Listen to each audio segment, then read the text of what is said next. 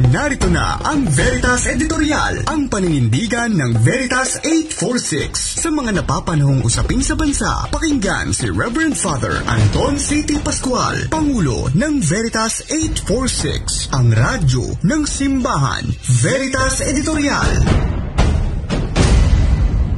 Kapanalig, ang problema sa Social Security System, isang state-run social insurance program sa mga manggagawa sa pribado, profesional at informal na sektor na itinatag sa pamamagitan ng Republic Act No. 1161 o ang Social Security Act of 1954 na inamyendahan ng RA 8282 ng 1997 at tinawag na Social Security Act of 2016.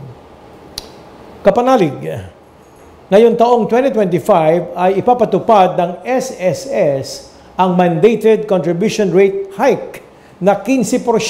Ulitin ko po, 15% mula sa dating 14% sa mga manggagawa sa pribadong sektor, profesional at informal sectors sa Pilipinas. Ito ay panibagong pasanin po sa mga manggagawa. Ito ay malaking kaltas sa kanilang karampot na sahod kada buwan. Ang mataas na kaltas sa SSS contribution ay napakabigat sa balikat ng isang empleyadong sumasahod lamang ng minimum wage na 645 pesos kada araw. At alam po natin, sa Metro Manila yan, mababa pa sa labas ng Metro Manila ang minimum wage. Sinasabi nga ng kaibigan nating Ibon Foundation na ang nararapat na daily living wage sa Metro Manila ay 1,207. Opo, pesos po yan araw-araw para makapamuhay ng may dignidad ang isang manggagawa at 5 miyembro ng kanyang pamilya. Mag-asawa, 3 anak. Kaya kapanalig, tinukoy ni Pope Francis sa kanyang apostolic exhortation sa Gaudete et Exultet, a call for holiness in the modern world, na hango sa Mateo 5:12. Rejoice and be glad, the Lord asks everything of us, and in return, He offers us true life. He wants us to be saint and not to settle for a bland and mediocre existence. Genesis 17:1, walk before me and be blameless. Sinabi din sa sulat ni San Pablo sa Epeso 1:4, for the Lord has chosen each one of us to be holy and blameless before Him in love. Ang 15% na pagtaas sa buwanang kontribusyon sa SSS, bagamat mandato ng Social Security Act of 2018, ay lumikha ng kontrobersya. Opo, at maraming mga tanong. Paano nga, kapanalig, natuklasan ng Commission on Audit ang garapal na mismanagement sa SSS?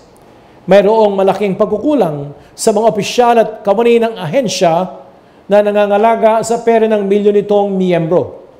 Ang kakulangan at pagkukulang ng mga nagpapatakbo sa pera ng mga SSS members ay ipapasa nila ang pasanin at sakripisyo sa mga miyembro na halos hindi na makatawid sa pagbabudget ng kakarampot na sahod kada buwan.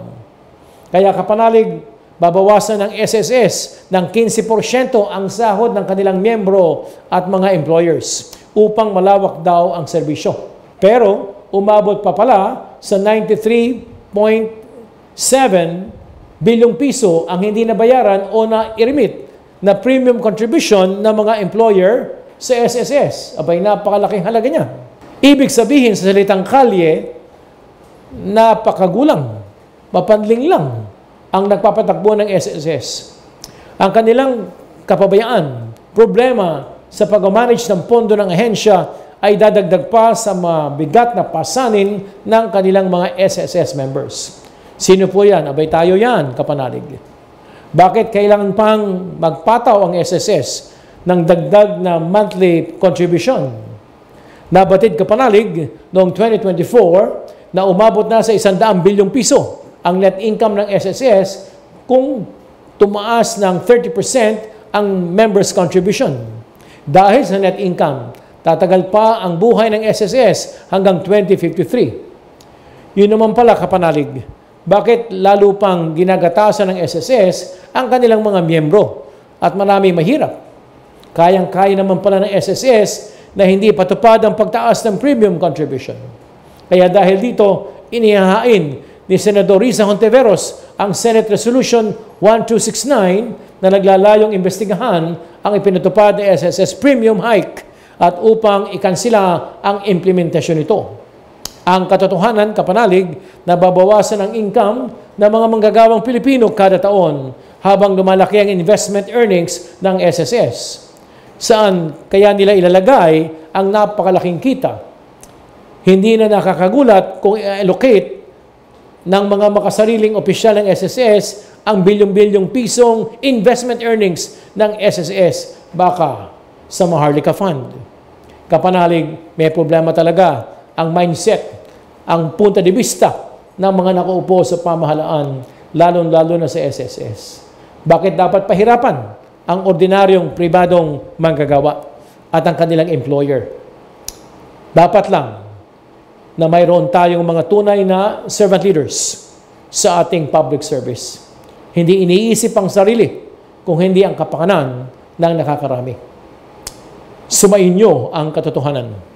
Inyong napakinggan ang Veritas Editorial. Ugaliing pakinggan ng Veritas Editorial kasama si Reverend Father Anton C.T. Pascual.